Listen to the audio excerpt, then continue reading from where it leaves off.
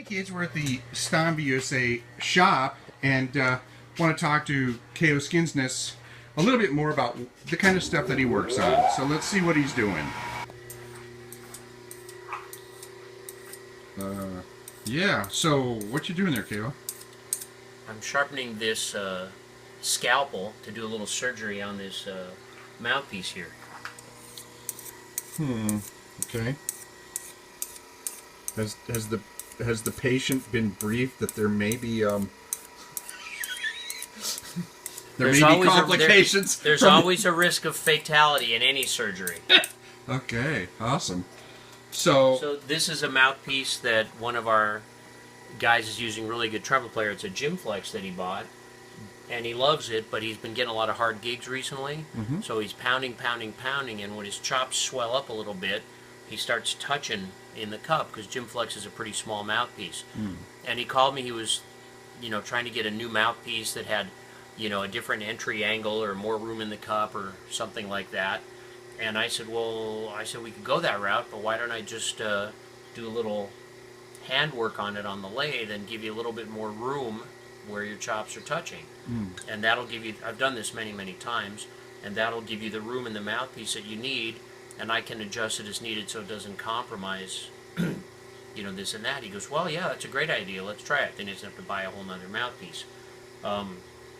So I asked him to take a Sharpie, a little laundry marker, and put a mark where his chops are touching.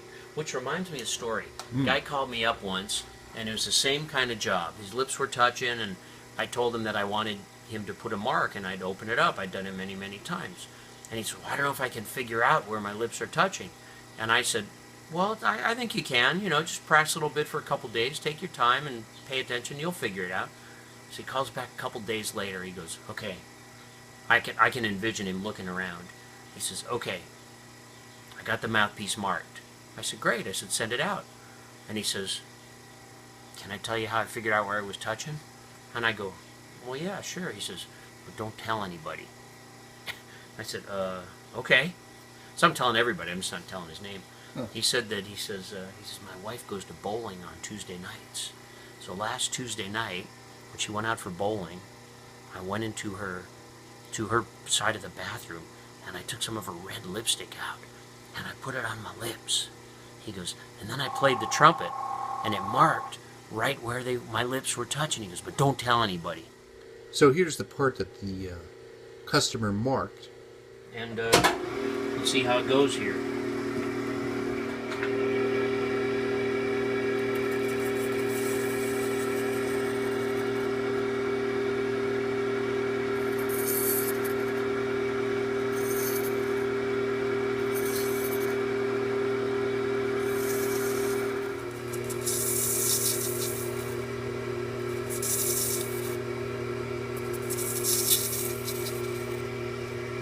Now, I have to know how much to take off, and I kind of do it from experience. And if I don't take enough off, the guy can send it back, and we can take a little more off. So err on the side of less. Well, I would, yeah. Right. I mean, if I destroy it, I can always make the guy another mouthpiece, one of my mouthpieces, but, Right. So one question might be, wow, this lathe looks kind of old and manual and kind of crazy and everything. And it is an older machine, but it's in very good shape. I keep it lubed and adjusted all the time so that it cuts very straight. It's very accurate. I got a nice little DRO digital readout on it for accuracy on this and that. And a job like this, sure, you could do it on a CNC machine, but you'd have to take the scan of the rim in the cup, and you'd have to figure out where you wanted to open that up, and then you'd have to put it on. Then you'd have to write the program, then you'd have to put it on a CNC, you'd have to then run the program to do this little job, whereas where I do it here by hand, it's not only going to be pretty quick, but it's kind of fun too. So what are you working on there? What are you doing with this horn? Doing a valve alignment on a VR2. Okay. The purpose of a valve alignment is to get the holes in the pistons lined up with the corresponding holes in the valve casings, whether the valve is up or down. It's kind of an intuitive thing that you would think when you designed a trumpet, you would want those holes to line up. However, there also comes a question of how close do they really have to be. Well, let's talk about how the instrument plays and sounds if you were to half valve a note to do a gliss, let's say. Well, we know when you half valve a note, the slotting goes out the window. You lose the high frequencies in the sound. You lose the low frequencies. You lose the low frequencies in the sound. So clearly, from a normal playing standpoint, half the valve out of alignment is bad. What if it's about 25%? Well, you can experiment with that. It's probably bad too. In my opinion, after dealing with this for many, many years, if you get it to somewhere around 8 or 9%, it's probably good enough. There are people who will argue with me and say, no, it has to be much closer, but that's my opinion. So what is the benefit to the player for sending their trumpet to have a precision valve alignment done? Well, it depends. After having been in this business and done a lot of this for a lot of years, my opinion of valve alignment has changed a little bit. I think of it as a tool, not as a necessity. So depending on what the player is experiencing would depend on whether or not I would suggest a valve alignment is a good option or a good fix. If you're trying to fix intonation issues with an instrument, valve alignment's not a good way to go. It really doesn't change the intonation of the instrument. What it tends to do is to make the instrument play a little more evenly from valve to valve, which is actually an acoustic damping effect. And that acoustic damping effect can also be accomplished at the front end with the correct mouthpiece and the correct gap. So sometimes, as counterintuitive as it sounds, I can get the same effect as of doing a valve alignment by making the correct mouthpiece with the correct gap. Interesting. So what are you doing here? What is this process you're doing right here? Just lapping some valves in to make them work really, really good. Ah, I see. So is this like a kind of a final fine-tuning adjustment that you would make on an instrument? Oh yeah, I'm only doing this because this trumpet was bought by my cousin. I'd never do it for anybody else. Wow. Just kidding. Give me that serious look again. Yeah. Ha! Right. So this just helps. And if somebody brought in something that was like maybe had been dropped or bent or something, and their valve was hung up, this is what they would do to free up the valve again. This is actually a horn that a guy left in his case, one of our horns. Okay. And his mouthpiece broke loose. Oh, and right. A tiny little dent in the casing. Okay. And he sent it in, and I fixed the dent, and now I'm just adjusting it. Oh, cool. Right on. It's not my cousin. Oh, okay.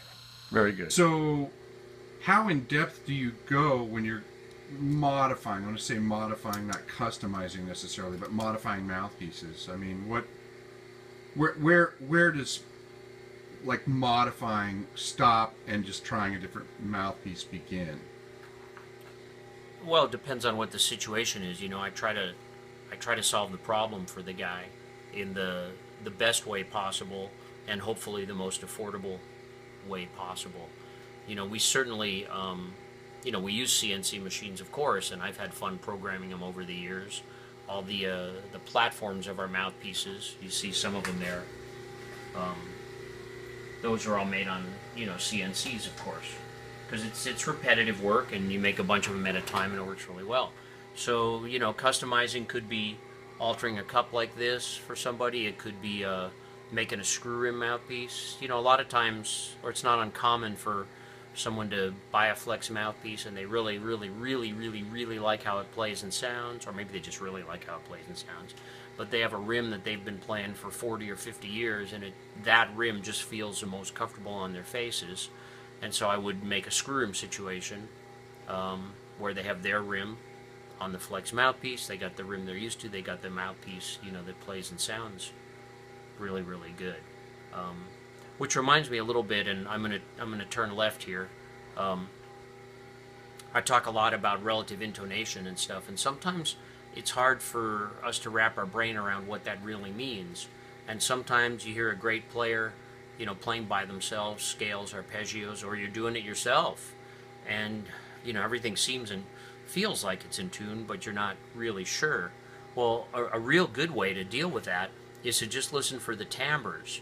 If the timbre of the notes throughout the register of a horn with a mouthpiece, if the timbres stay the same, then your setup is going to be in tune with itself. You know, all the notes relative to each other, all the modes are going to be in tune. If you hear timbre changes in different registers or different notes here and there, that's telling you right there, oh, this intonation isn't as good as it can be, because if it were good, the timbres wouldn't be changing, because all the harmonics would be engaging in similar fashion as you go up and down the horn. So how long have you been doing mouthpiece work, making mouthpieces? And Only about 30 minutes today. Oh, you mean you're not chained to the lathe? No, nor tied to it. Oh, okay. I don't know, a lot of years. I'm going to say mouthpiece stuff, let's say 15 years. Okay. You know, Yeah. I think 15 years, and the bulk of it and the real research, design, and analysis in the last 10 years or so. Okay. Yeah. And just for fun, craziest mouthpiece event story. Well, there's two that come to mind. Awesome. Okay. I'm going to tell them both. Good. So the first one was a guy came in and he wanted a mouthpiece made out of, he wanted a rim for a mouthpiece, and the rim had to be magnetic. So out of some kind of ferrous material. And I said, well, why do you want a magnetic mouthpiece rim? And he says, well, I get tired when I play. I go, yeah, a lot of people do, you know. And he says, yeah. And he holds up his wrist and he's got one of those magnetic bracelets on. Oh, okay. And he says, man, I really believe in the healing power of magnets. Okay. So I figured if I had a magnetic rim and I was playing trumpet, if the magnet was strong enough, the longer I played, the more refreshed I would get. Well, okay. I don't know if you ever had it done, but I wasn't interested in making a magnetic rim, so we never did it. There was that one. Then there was another guy who called me up, and he said the problem was he'd play his trumpet, and he could only play for about 2 minutes, and his chops would swell up so much that he couldn't play anymore. And I said, well, I said, come on up, you know, see what we can do to help you out. So he came up, he said, I want to show you this. And I go, okay. So he says, it'll only take 2 minutes. I said, okay.